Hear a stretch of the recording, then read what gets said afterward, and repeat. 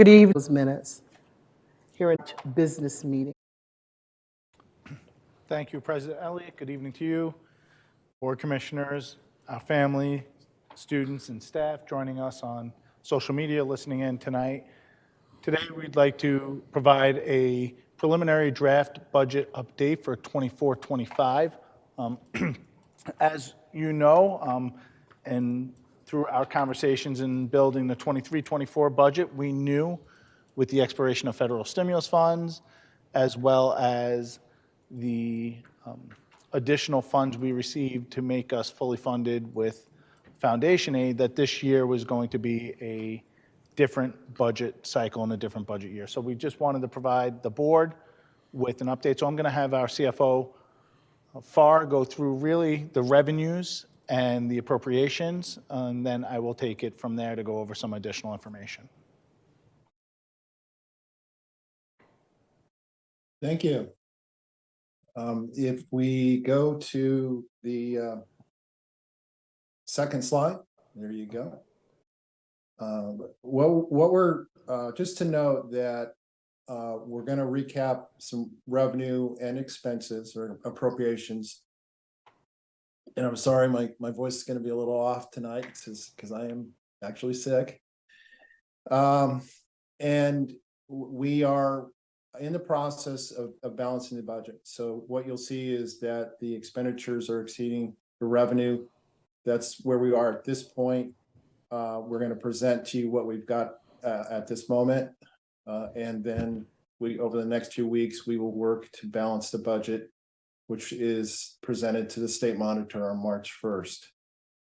So starting just with revenue, and this is a little pie chart that you can see, and it's a little hard to see the legend down there, but the yellow is state funding.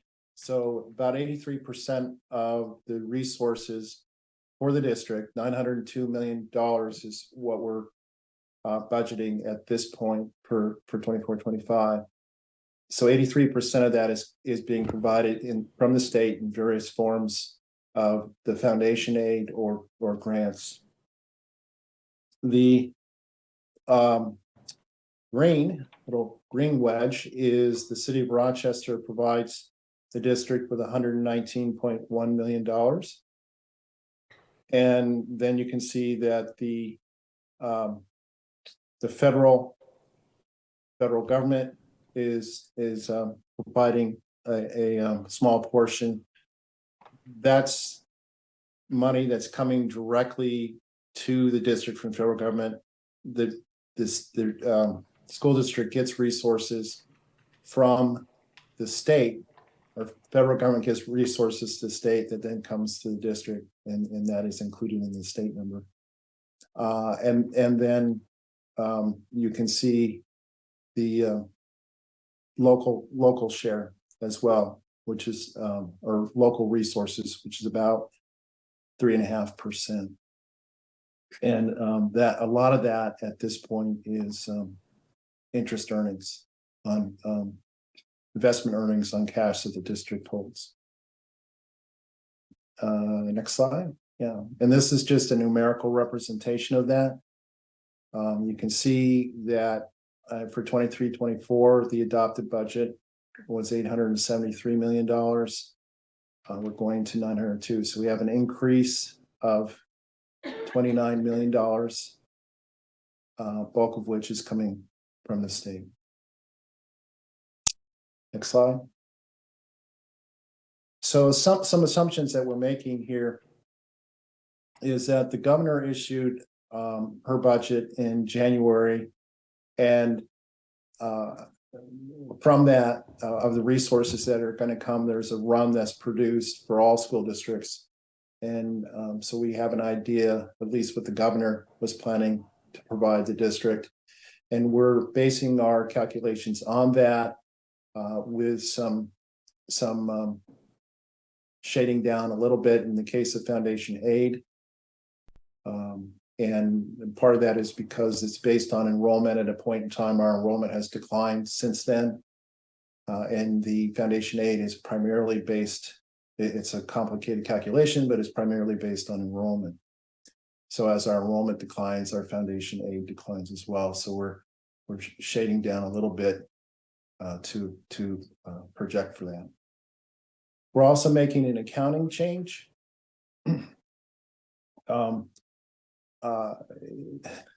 The prescription plans, the district is self-insured for its medical and dental plans. And as part of that, drug manufacturers provide rebates for prescriptions. And normally those go to health care companies. But as being self-insured, that flows through, in our case, from Excellus and flows through to the district. That's about $8 million. And that, in the past, the district has recorded that against the medical expenditures or the prescription expenditures.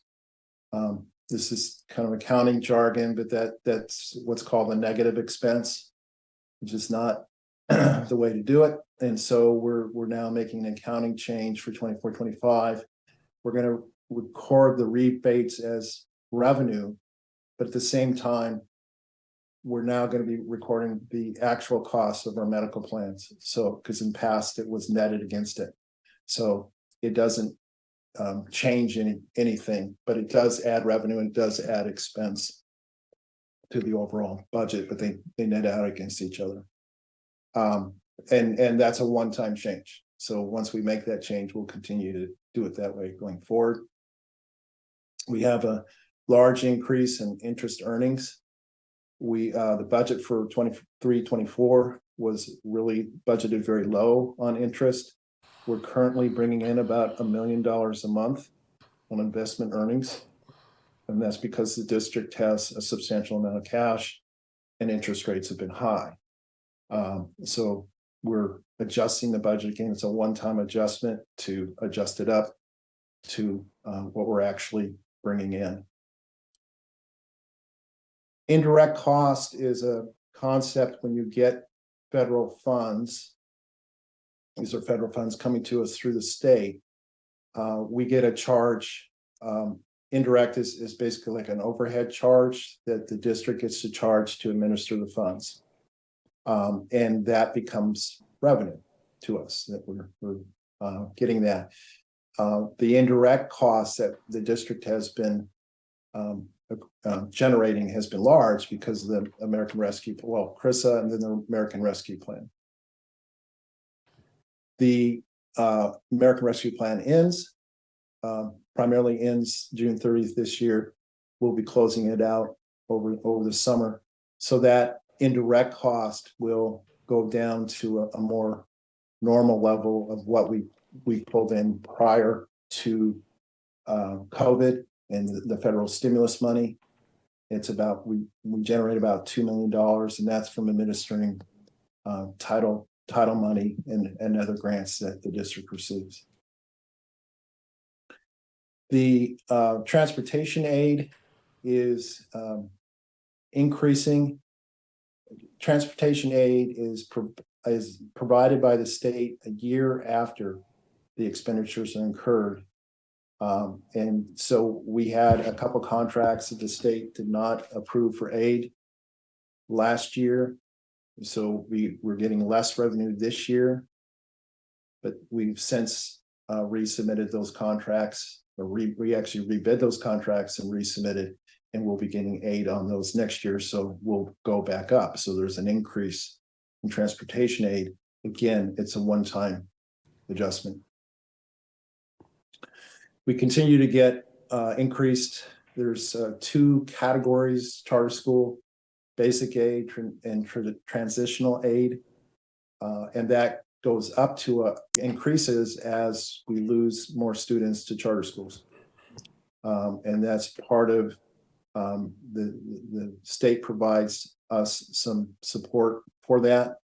And then to transition as we theoretically we'd be adjusting our expenses as we lose those students. The important to note that our revenue is configured around the governor's budget right now.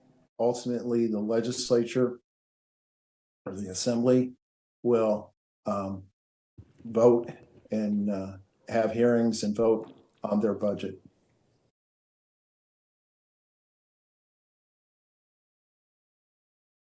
This is a representation of the actual expenditures and where we are at this point in very broad categories. And you can see that for this year, the expenses were budgeted at 873 million. Right now, we've got a budget at 916 million, an increase of $43 million. We are in the process, and the superintendent will be covering this in future slides coming up here, making some changes related to the expiration of the ARP funds. And so you'll see some additional changes as we, over the next few weeks, bring that $43 million down.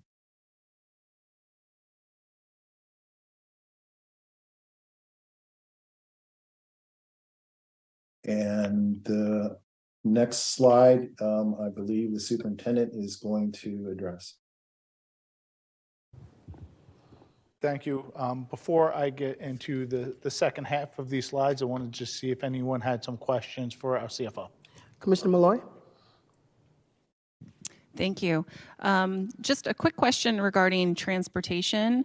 I know that all across the state, we're seeing transportation increases or in the costs.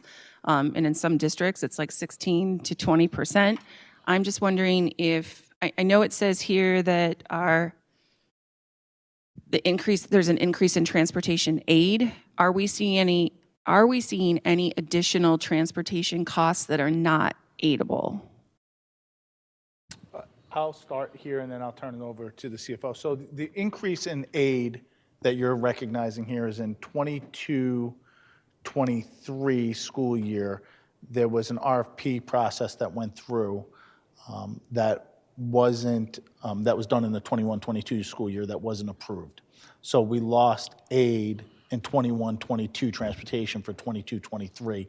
We went out with a new RFP process to rectify that, and that's why you're seeing the increase in aid. This will be a one-year time that you'll see that large increase. Other than that, will be pretty level, note being the fact that we went through an RFP process and did it the correct way to make sure that we were approved on aid. And then if I missed anything, I would ask the CFO to chime in. Yeah, and I was just wondering, I understand that. I'm wondering if we're seeing an increase in overall costs because of fuel costs, et cetera, that we have to eat somehow that are not aidable by the state. No, we're doing okay in that front. One of the factors that is not aidable is athletic transportation, and we struggle with that because of driver shortages, really, and the number of routes that we carry as a district. But that has been the case for a few years now.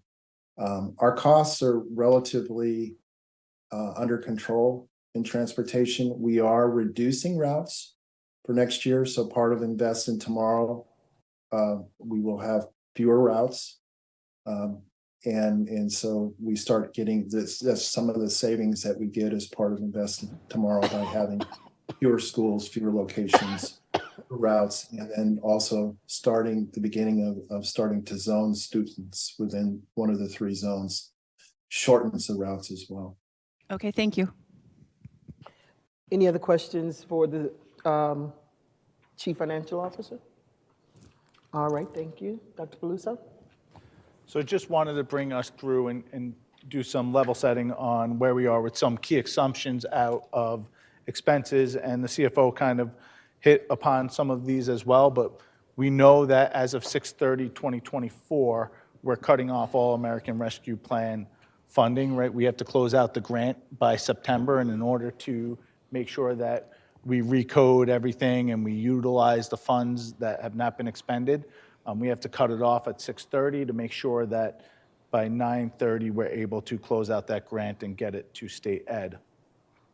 We're really examining some of the ARP-funded positions and programs and seeing where we could reassign them to other grants, utilizing title, or if they're not where they need to be, then we have to make some decisions on whether to end them or not. Invest in tomorrow, like the CFO had mentioned, it has some net reductions in staffing and operating costs, but I do want to say that as a district, we have upwards of 500 vacancies that we're filling every day, or with subs, or are not filled because they're not in front of kids and we can't find people to fill those positions. We're updating the transportation and facilities adjustment. Our charter cost will continue to go up. This year, we were at 78, we're 800, we're anticipating to be around that 8,000 mark. And then $10 million of salary savings budgeted. We have 500 positions that we don't fill, that are either paid for through the subline or they're not filled, and those come back as operation efficiencies every year into the fund balance, but really being kind of smart in terms of how we budget those positions to ensure that we're maximizing our dollars for this year and for staffing. So some of the things that you're going to see is that in title, in particular, once we get into our title funding and our grant fundings, really an investment and alignment into literacy to be aligned with our board goals that we outlined, right? And instructional coaches and reading specialists to kind of address student reading, especially in the K-6 and 7-8 grade level. You're going to see that investment in K with reading teachers. We're continuing to increase investment in special education. Our students need the supports, they need the services.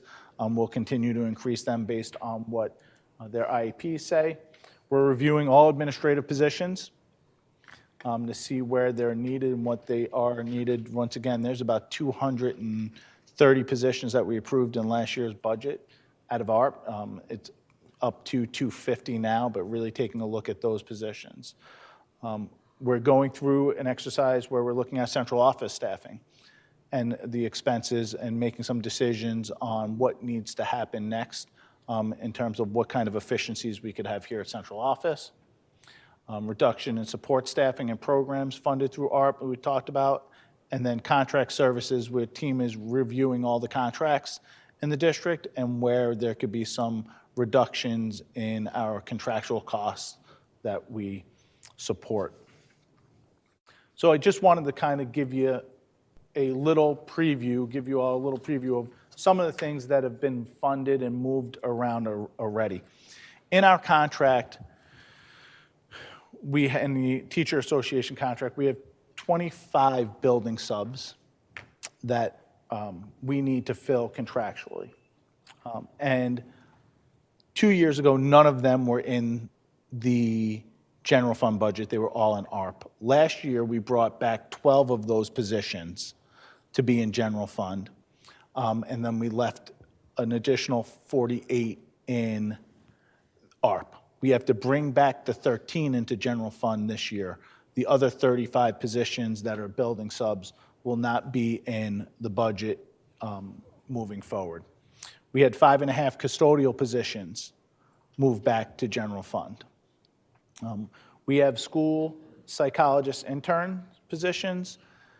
These are really, we have 4.5. These help fill a need with school psychologists, right? And they're intern positions. So students are coming in, they're at low salaries, and they're getting the hours they need. So this is really a wise investment for the district to make sure that we're continuing.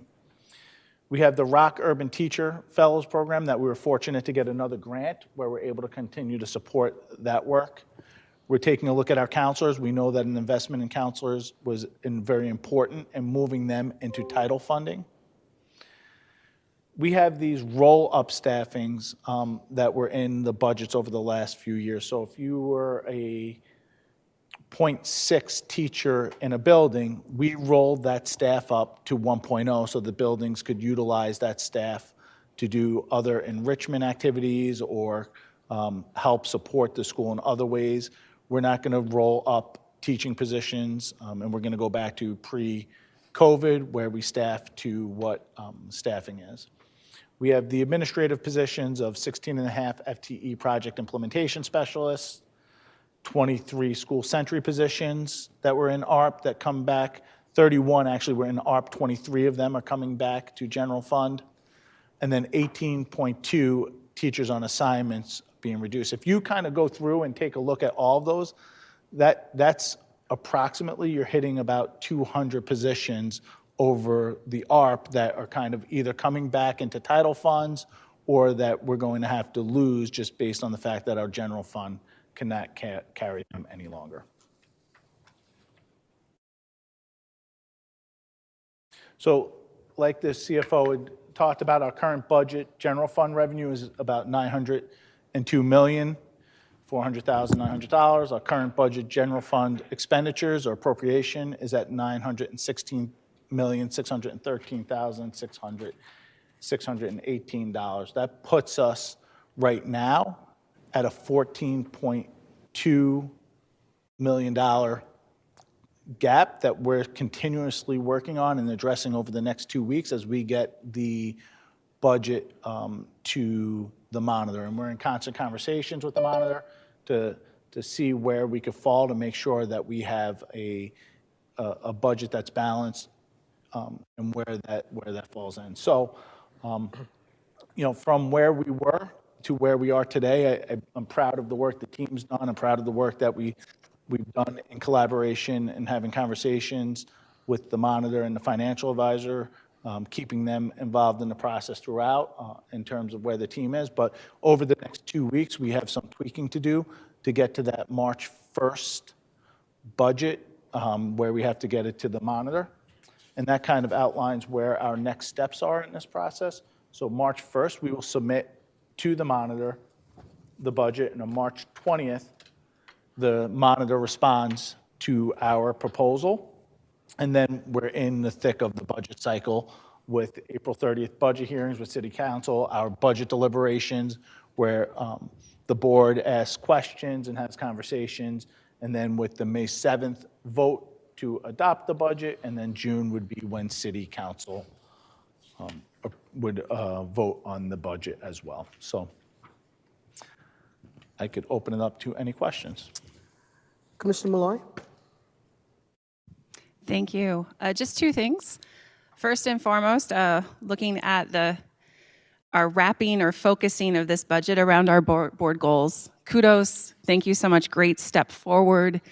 Our goals, I think, reflect the vision and values of this community, and we're making baby steps towards having our budget reflect that. So thank you so much to you and your staff.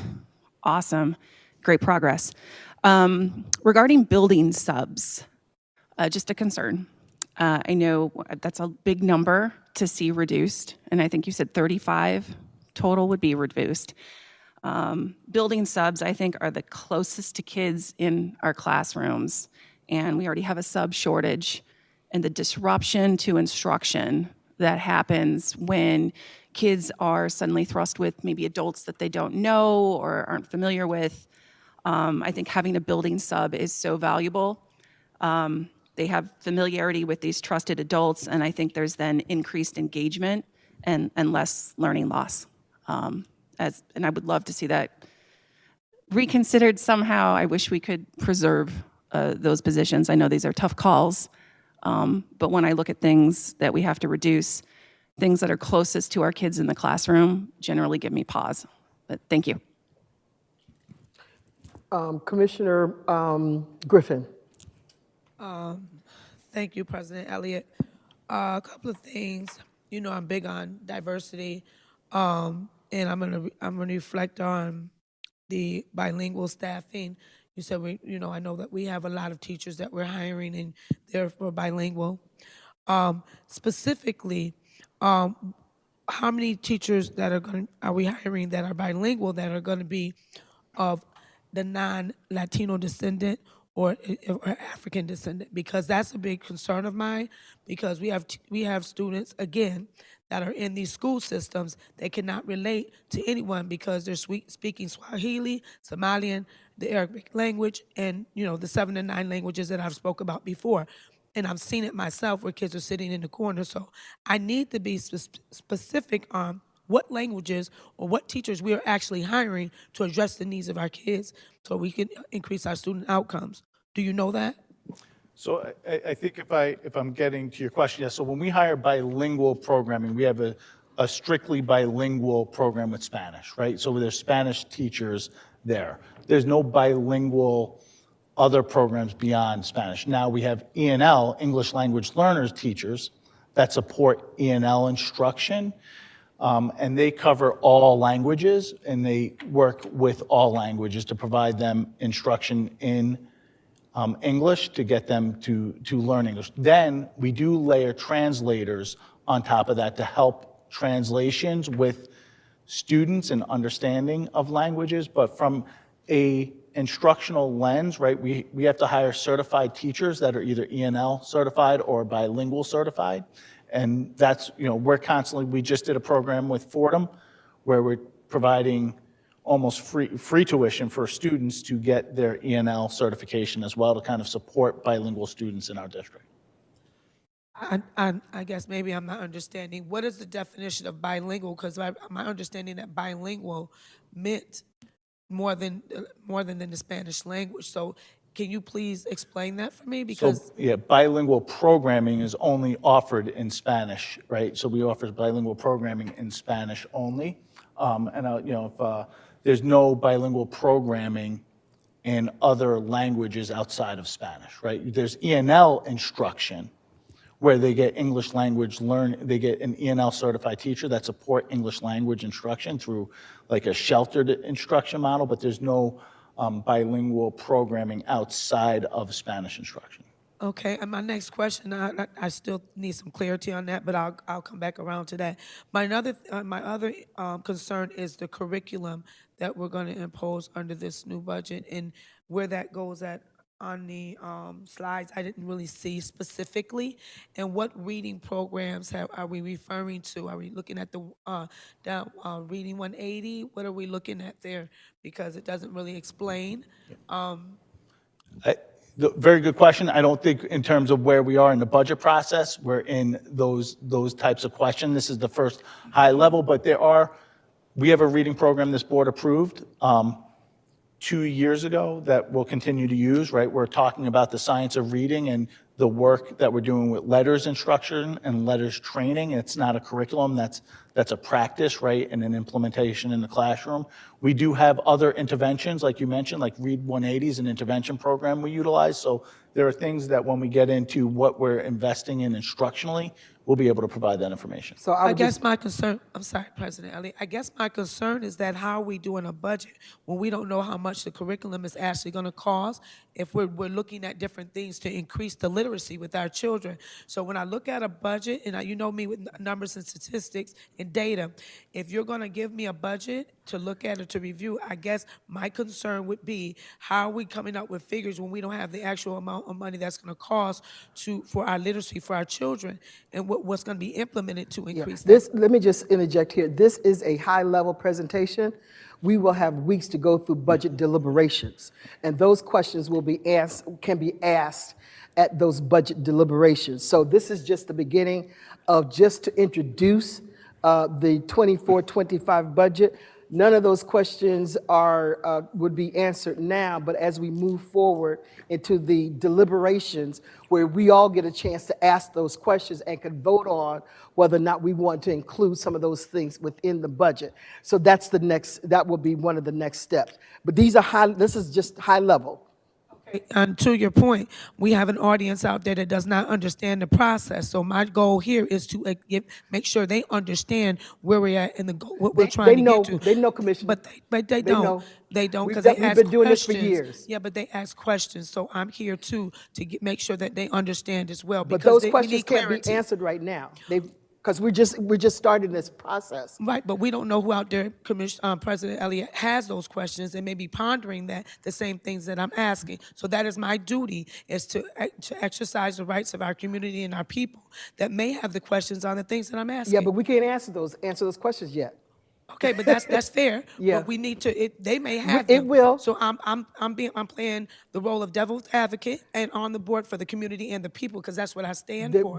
So I understand your position and your point, but I have to ask questions because myself, I'm learning, so I need to understand, and I want them to know where I'm at as well. So we're going to learn together. So these questions will be answered during the budget deliberations. Okay. We just gotta make sure that the They public will. understand. They will. But we're gonna make sure that. They and I'm gonna will. make sure. Okay, all right. Any questions from other colleagues? All right. Okay. Thank you, Mr. Superintendent. Oh, Commissioner Patterson? I thought we were going to go in order, but yeah, I was happy to see that when we talk about adjustments and things like that, Superintendent and I had discussed that some of these cuts are going to be difficult, especially with the reduction in students over 10,000. So I'm happy to see that when we're talking about cuts, which it's going to happen, it has to happen, that they're going to come from across the board. So, that even means, and, your executive staff, I'm looking here again on screen number 7, that, cuts from across the board. I think that, individuals that aren't in central office, that are the principals and the teachers and all the other staff representing the unions, that when they look at this, they will how can I put it in words, that it'll be more acceptable, I guess, if there's also stats or cuts that you're making at your level, so it really starts with us and it kind of rolls down. So thank you. Thank you. Commissioner Santiago? So currently we're seeing a $4.2 million gap. So as we have conversations about that, is that, and this is just a clarifying question, is that more seeing from what departments we could pull from, or from where we can pull from, or is that tapping into funding that we may have not tapped in yet, or all the above? So I do think we're also on a moving target, because we're budgeting this on the governor's budget, right, which may change again, right, and some numbers may change, so we have to see where that is. But right now, as in terms of expenses, appropriations, and revenue, we're at that 14.2. And we're still reviewing. Once again, you see on these slides, we're looking at a central office staffing, right? We're looking at our contracts to see where else we need to reduce, because I believe that there are going to be some communities that are going to rely heavily on their fund balance, right, to reduce from and make decisions to continue things that were in ARP. I don't think, as superintendent sitting here, that is a financially responsible thing to do. And that kind of gathers exponentially over time and puts districts in difficult situations. And it's part of the reason why we have a state monitor sitting at the dais with us, right? And so I'm going to make sure that when I propose a budget, that it's something that in the years come, right, it's something that doesn't hurt this district. So right now we're at 14.2, and I'm going to continue to look at the budget to make sure that we're maximizing our funding and efficiencies in a way that's fair across the spectrum. And then also with the operations efficiency, is that usually just going right back into that same position the next year? So no, that just offsets what our fund balance is, right? In terms of, so at the operational efficiencies out of an end of a year, whatever money was not utilized in that budget cycle would then go to your, in essence, your fund balance the following year. Okay, that's all my questions. All right, Commissioner Griffin?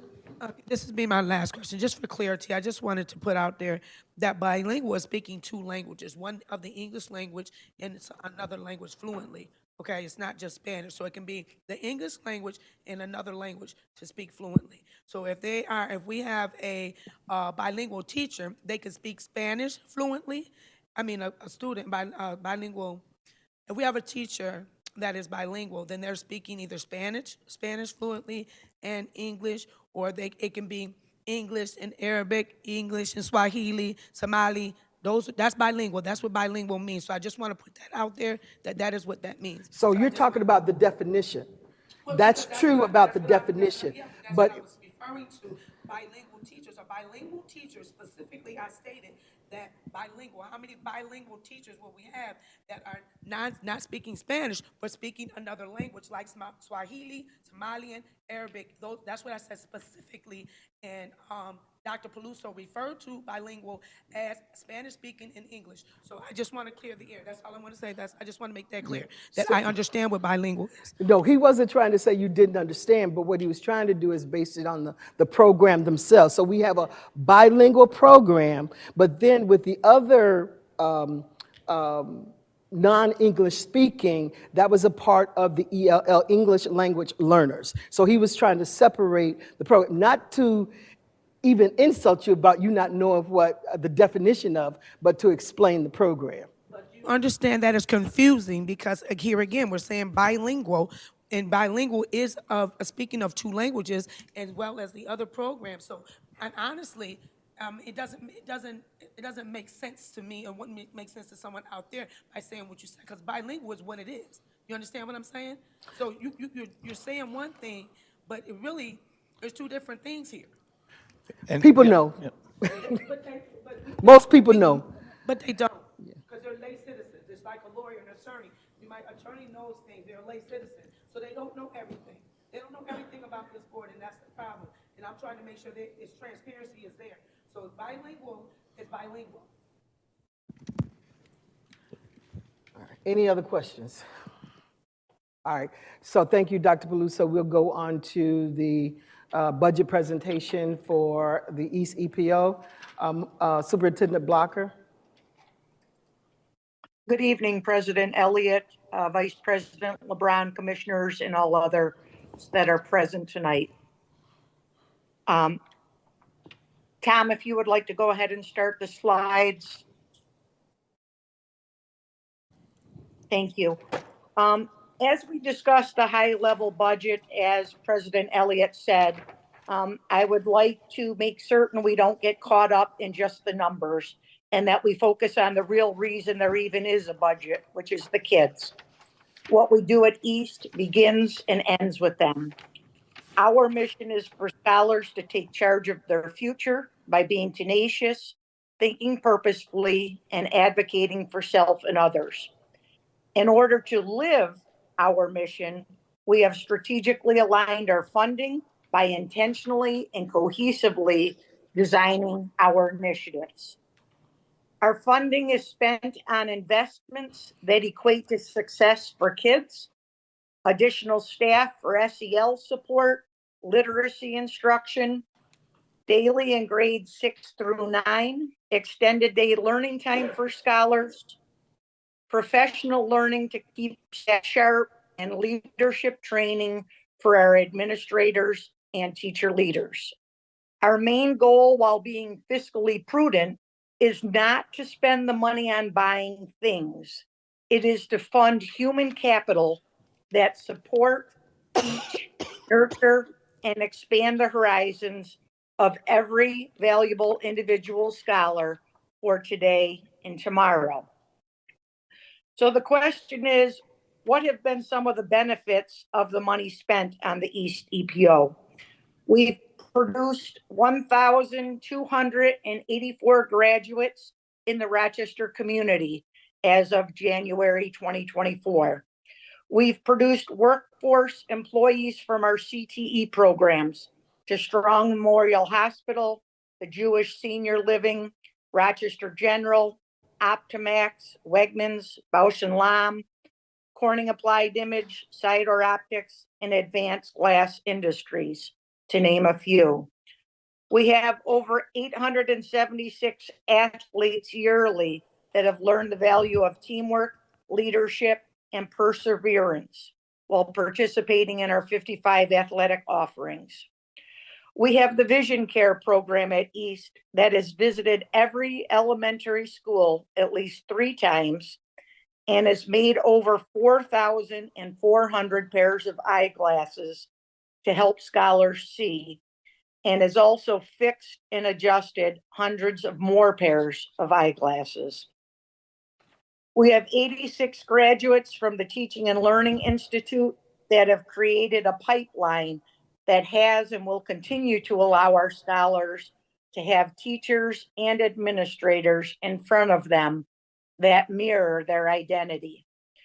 We have created more literate adults in Rochester through the 3 to 4 additional years of literacy instruction we've provided that they would not have gotten at any other middle or high school in the surrounding areas. We have teachers that have honed their craft with over 408 professional learning hours, plus daily collaborative planning time. We have thousands of Rochester citizens that have learned restorative practices and the importance of repairing harm in order to create unity.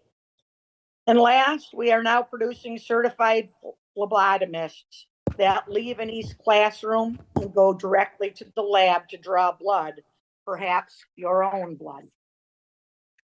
As we move on, what have been the graduation outcomes over the past 8 years? We've had higher graduation rates for all, from 33% to an 81% average the last 4 years. We have scholars with IEPs that are graduating at a rate from 26% to 74%. We have our English language learners that have improved from 26% to 66%. Our Black scholar graduation rate from 38% to 86%. Our Hispanic graduation rate from 26% to 78%. We've decreased dropouts from 41% to 12%. And our advanced regents rate has increased from 1% to 16%. Those are all over an average of the past 4 years. If you look at our current budget, we have a total of $21.8 million. This pie chart breaks it out into the largest sections. We spend approximately 0.4% on transportation, 0.8% on equipment, 0.8% that we have in a contingency as a first-year superintendent. I wanted to be certain we had things in place if we needed them. We have 1.9% that goes on both instructional and supplies. And then we have 2.8% that is spent on contracts. The largest bulk of the East EPO budget at 93.3% goes to salaries for our staff. Within that salary budget, I do want to point out that the EPO leadership team of the assistant superintendent, the chief academic officer, and the superintendent account for 2.4% of the salary aspects. When we look at what are the systems and structures and intentional strategic planning that has led to our transformative success through our budget, we pay for the extended day, year-round professional learning, our teacher leaders, our family group time embedded in the day, our literacy block, the double math and ELA time that we provide, the curriculum writing that we do to produce our own curriculum and then revise it, our culturally relevant and responsive and sustaining work that we do, our freshman academy model, our community school model, our CTE programs and work-based learning opportunities, and the additional social emotional learning supports that we provide. Over the past 8 years, we have historically returned an amount of money to the district. The first year was 5.5 million, 4.5 million, 4.1, 4.8, 4.6, 2.1, 1.8, and this year 2 million, for a total of $27,763,878 that we have returned over time after our expenditures. And lastly, I just want to say a budget that leads to graduation is a budget that is well spent. We can pay up front and get dividends forever. And here are just some examples of our graduating scholars and some of the places that they have gone: LSU, U of R, UB, Carnegie Mellon, RIT, and Fredonia. We're proud of the work that we're doing at East. We try to be fiscally prudent with our budget. And as I indicated, we have tried to return funds each year after being fiscally prudent. Thank you. So thank you, Superintendent, but I'm a little confused because I thought this was a budget presentation, but I don't see anything that leads me to interpret any of what you presented as a budget for the 24-25 school year. So am I missing something here? On slide 6, it tells you exactly what our budget was for the 23-24 year, where it was spent, to the categories, and the outcomes that were derived from the spending. I thought that was the high-level overview that you were expecting, President Elliott. I was expecting something similar to what Superintendent Peluso had presented, so that we could, react to it initially. So is it possible for you to go back and put together for us something in terms of cuts or, because this is, it's a presentation, but it doesn't reference the budget that we were thinking that we were going to be discussing for 24-25. So, all right. Yes, I could certainly put something additional together for a future meeting if that's what you want, but this is in line with what has been shared the last 8 years, so I'm not sure what is different tonight of the request than any previous year. So Maybe because I wasn't certainly chairing the finance committee this evening, but yeah, that's what I was expecting. In terms of what will the budget look like for next year, for the next school year? So if you could put something together around that at the next meeting, we can put that on the agenda for the board to react to. Unless I'm missing something, does any of my colleagues want to chime in? Commissioner Griffin? I just want you specifically to tell us what information is needed in additional, because I'm looking, I just want to know what is missing, because maybe I'm missing something. So I just want to make sure that we are covering what you're asking, or she's covering what you're asking. She will, a budget. This is not a budget for the 24-25 school year. This is just current information. Commissioner Malloy, you have a... Yeah, I just wanted to comment on slide number 5. I appreciated in this presentation, Superintendent Blocker, I really appreciated the connection between the graduation outcomes over the years. So I did appreciate that we're connecting that with some of our academic goals, which I think is really important. I do have a question about administrative salary, because I'm looking at, I think on slide 6, it says that there's over $20.4 million allocated just for salary, and then you said 2.4% of that was for the leadership team of the superintendent, assistant superintendent, and chief academic officer. But that doesn't include the other administrators in the building. And so I just did a quick calculation, and that's about $490,000. Is that just for 3 people, or does that include all of the administrative staff in the building? that only includes the 3 people that are often referred to from the board as the East leadership team. That is different than any other school has. So I wanted to point out that exactly. Okay, thank you for that. I would be interested to know, though, the percentage overall of salary would be all the administrators, including the principals and vice principals as well. Commissioner Santiago? No, I don't have any big comments. Besides, I will ditto and agree with President Elliott. For a budget this says 2023, 2024. You know, so just I would ditto what President Elliott said, and the next committee meeting, hoping to get a presentation on the 2025 budget. Thank you, Commissioner Santiago. Any more questions regarding Commissioner Patterson? Yes, you know, I appreciate the presentation, and you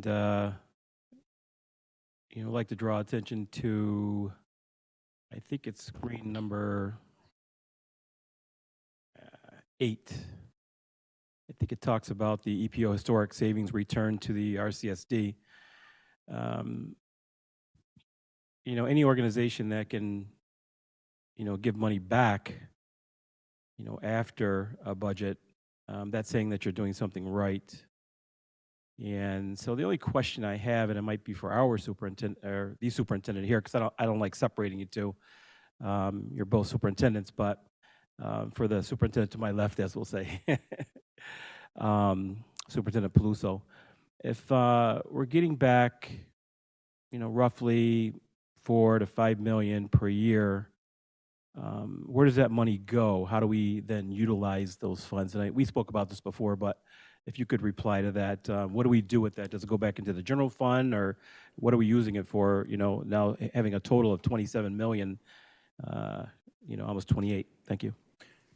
So each year that money goes back to the fund balance. It goes back to also what we were talking about, operational efficiencies out of our budget, right? Because there's going to be positions that we have to get substitutes in, and that we can't fill that are vacant.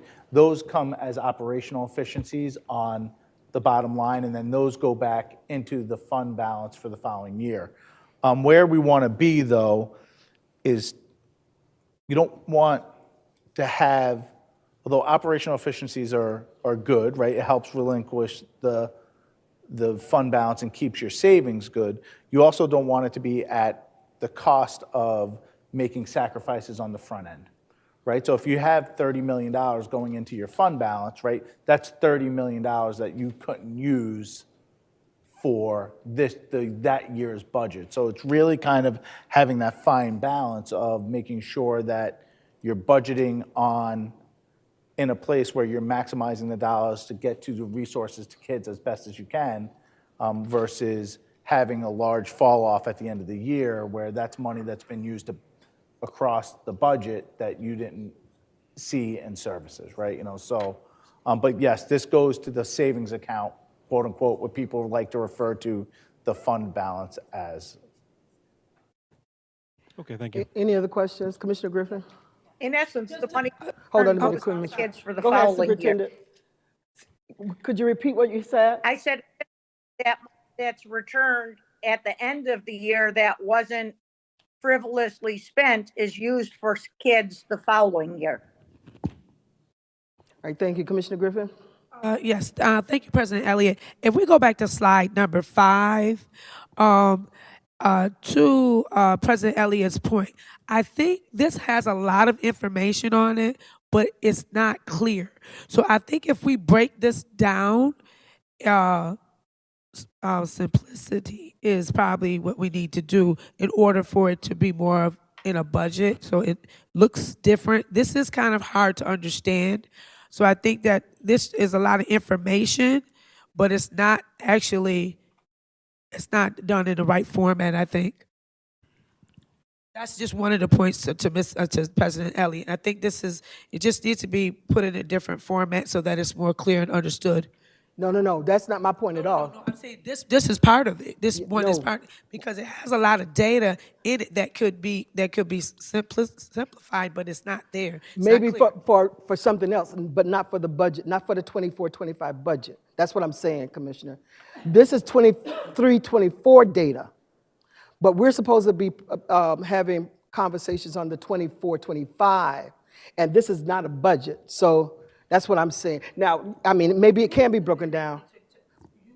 She still, because just like in ours, we still see previous years and then how it's coming to the 24-25 budget. But what I'm saying to her, some of this data still is going to be utilized to show. I'm sorry, to show what is needed, where their budget is coming from. That's all I'm saying. Yeah, and I'm Okay, not, so I'm not even that's just- sure of that. In my opinion, I'm thinking that she could use part of this to clarify her budget for you. But that's gonna be on her. Yo, I know that. I was just relating Okay. to this. All right, thank you. Any other questions for Superintendent Blocker? All right, so Superintendent Blocker, I'm gonna have Rahima to reach out to you and to see when we can get a 24-25 budget presentation. And then once getting that, we can reschedule that. Thank you. Great, thank Okay, so the next item on the agenda is that we have, there are capital improvement documents. We don't have, and won't discuss them at this particular meeting. And then also there is a compliance report that we will not discuss. So I'm going to ask for a, going down to the poll. And if you all would do the poll, and the chairperson, y'all can vote yes. When it says, did the chairperson do a good job?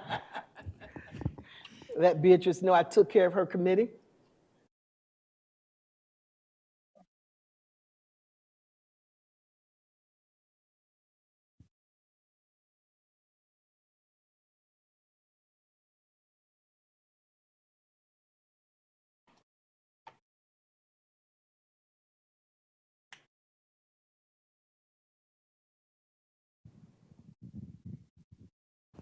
Okay.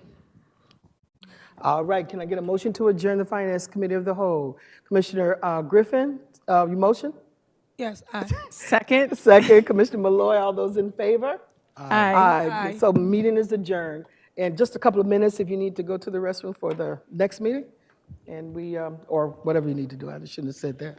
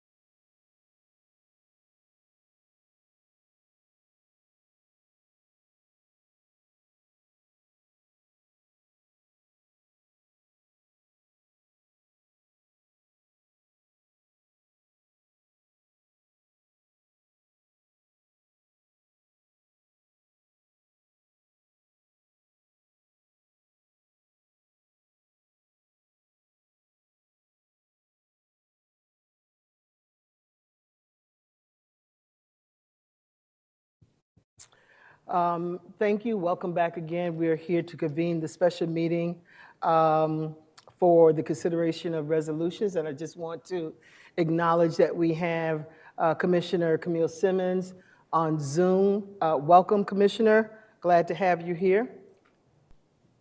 Thank you. There's no speakers for this evening, so we'll go to resolutions. If you all are okay with us bundling these resolutions, we'll do that. Is there any objection to bundling? Commissioner Patterson? Yeah, I have an objection relative to, let's see, 605. I'd like to have some discussion surrounding Yeah, we that. can do that. We can do that. Okay. Okay. Any objection? Yep, okay. So is there a motion for resolution 605 through 614? So moved. Moved by Commissioner Malloy, is there a second? Seconded by Commissioner Santiago. Any questions or comments about any of the resolutions? And I'll start with you, Commissioner Patterson, 605. Okay, thank you. Let me see if I can get the name right here. Oh, here it is. Okay. All right, relative to, again, I'm only mentioning this because I received a phone call this afternoon. And again, you know, I think that as board members, we sit here and we represent the public and we represent teachers and principals and things like that of that nature. So not that I have anything against the Padilla High School. I think Nancy Padilla, did I say that right? Padilla is a excellent, nice person, a great personality, intelligent. But again, I'm just relaying information that what was said to me is that if she did work within that area of Franklin, this is going to take the Franklin School, if I'm correct. Am I correct in that? It's going to replace the Franklin School. So the people over there, the phone calls that I received, you know, they were like, listen, we don't have anything against, you know, her, but she didn't do any work in this area. She did work in the Hispanic area, and maybe a school, maybe Monroe, would be a better fit, you know, for that school being renamed. But they said they, you know, you could have came up with a better recommendation for someone who had done work, you know, within that area. So again, nothing personal. I'm just relaying information. And again, I want to reiterate, I think she's a nice person. You know, great personality, very intelligent. But I'm just passing along information, you know, from someone expected me to speak or some people. Thank you. No, I do appreciate that feedback and that information. I do want to say that we've talked about this as a team. We looked at all the information. There is a strong Latin community in the Northeast where Franklin is, but Juan Padilla, and we're going back into the family in this and far into the name, was the first teacher to bring bilingual programming to Franklin High School, right? And that's kind of the reasoning behind that as well. So it's the strong influx in that community, but also the fact that we had a Padilla bring bilingual to Franklin in that campus.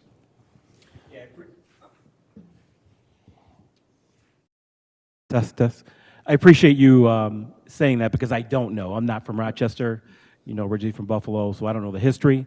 So I appreciate you clarifying that. Thank you. Commissioner Griffin? Okay, yes, I also wanted just to piggyback off of Commissioner Patterson because I too received some phone calls in reference to it. So I don't think we want to take away or take the light away from Juan Padilla or Nancy. But I would like to say that the school was, as it being Trent Jackson, and then we're now saying Nancy Padilla. It's just I guess the problem is like the tradition as they know it is like kind of broken. When you look at the Trent Jackson era, then you look at the Nancy Padilla era. I think that I don't remember Nancy Padilla's name being on there prior. I didn't see that at all until I read it the other day. So it was brought to my attention. It brought to my attention again. And because I didn't see Padilla, so I don't know. I understand the gripe, and I understand the respect of Nancy Padilla, because I don't want to shy away from that. But I understand the concern of that community, and why they're saying what they're saying, because it was Trent Jackson's school. It was, Franklin is Franklin, right? So it's like you're taking it all away from them in ethnicity effect, because now you were taking it, putting it Nancy Padilla, when it's Trent Jackson over here on the field of sports, then we have Nancy Padilla. So it kind of like, it doesn't, like, it's not a blend there. I So don't know what word to actually use with that, but, it is causing some, confusion in why they would choose a Nancy Padilla, and, because it's like a slap in the face to them, they actually look at it as. So, yep, so the Franklin campus has been the Franklin campus for as long as we can remember, right? We've had multiple schools there, and it'll always say the Franklin Educational Campus, right? We don't have, and we need to honor the Latin community and the family here, right? In terms of, are we good? Yep.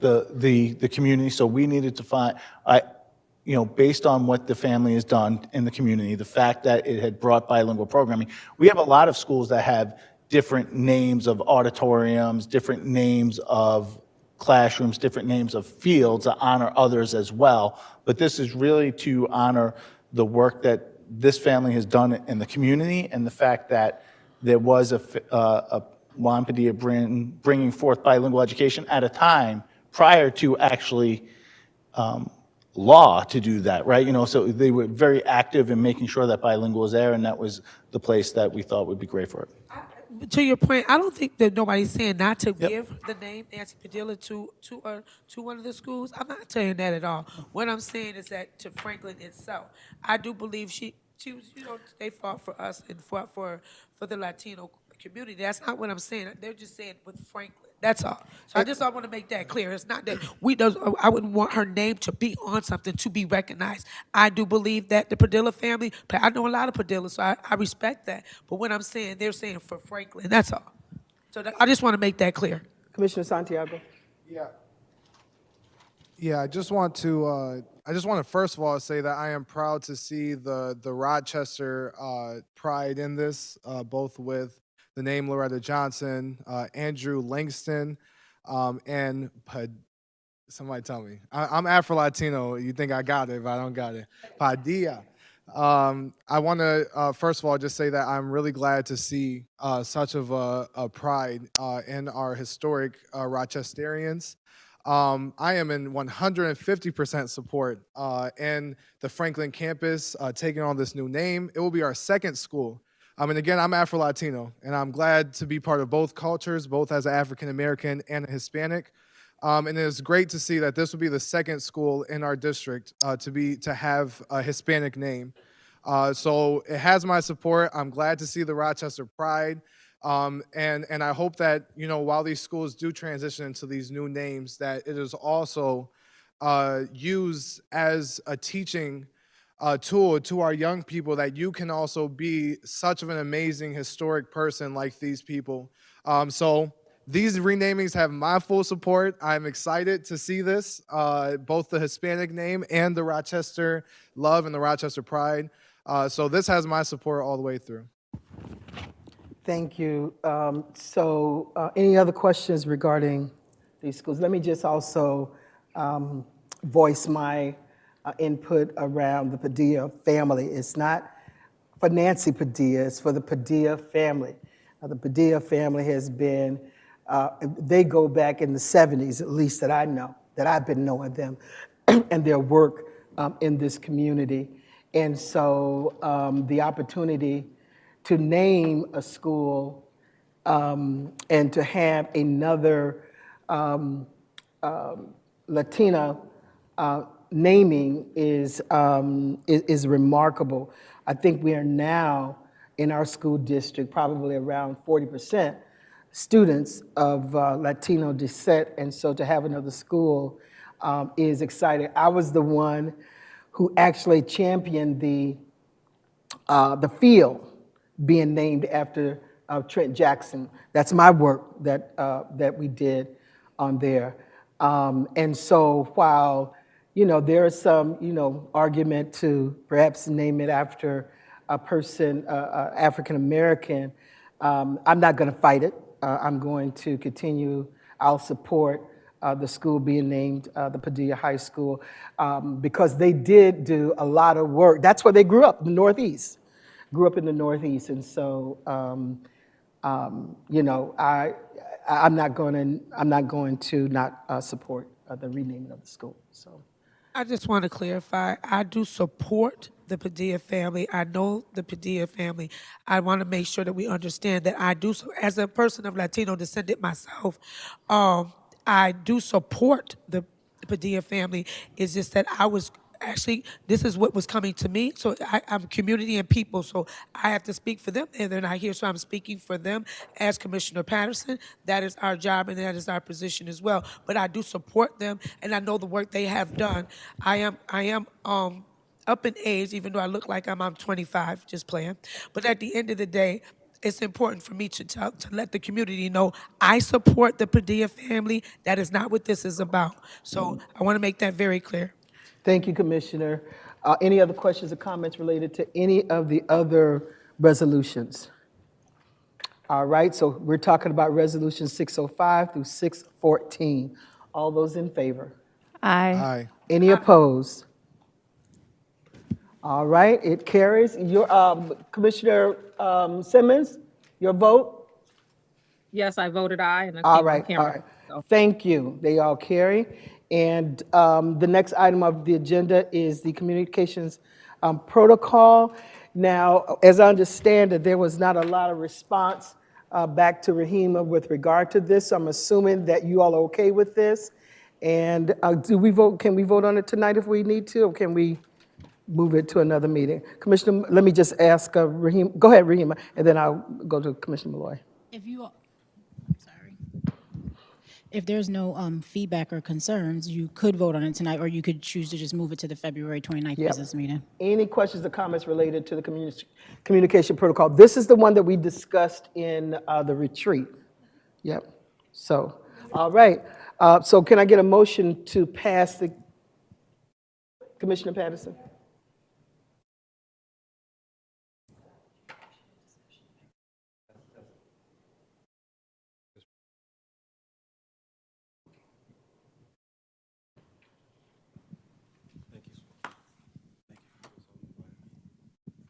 Thank you. Again, just as far as discussion, between yesterday night and this morning, I had a very difficult time getting into the documents and, you know, didn't have, to be honest with you, an opportunity to look over this with a fine-tooth comb. And I know that's on me that, you know, some will say.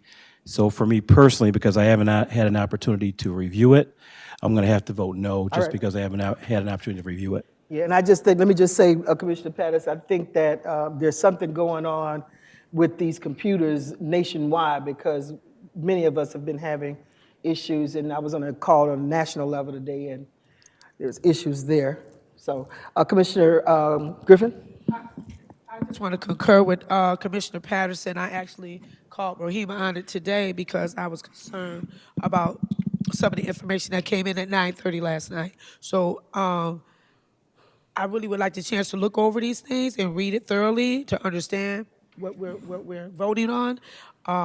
So that's, and I know we have a 48-hour period to go over things. I want to make sure that we are following the 23 policy 2300I, that we are giving it 48 hours and able to review everything. All right. How do you respond to that, Rahima? Yeah. I would just add that commissioners were sent this communications protocol on February 5th with a request for feedback, and having received none, moved it forward. And so the only change that is noted from that time is on the bottom where you see a comment where the first and second sentence of the second to last paragraph were swapped, just for a little more clarity. Yeah, so I'm going to move it, ask for a motion to approve. Commissioner, I'll make the motion. is there a second? Second. All right, all those in favor? Aye. Any opposed? Commissioner Patterson and Commissioner Aye. Griffin? All right, it carries, what, 4-2. All right, Thank you. And so is there a motion? We need to go into executive session. So can I get a motion to go into Motion. executive session to discuss matters leading to the appointment or employment of a particular person or corporation, to discuss matters made confidential pursuant federal and state law, and to receive the advice of the general counsel as permitted by section 105 of the open meeting law? Motion. Motion. Second. Second. All those in favor? Aye. Aye. So we're going to say goodnight from here because we will end the session. We will adjourn the meeting after the executive session. So we'll say to you all good night, and please tune in for our future meetings. Thank you.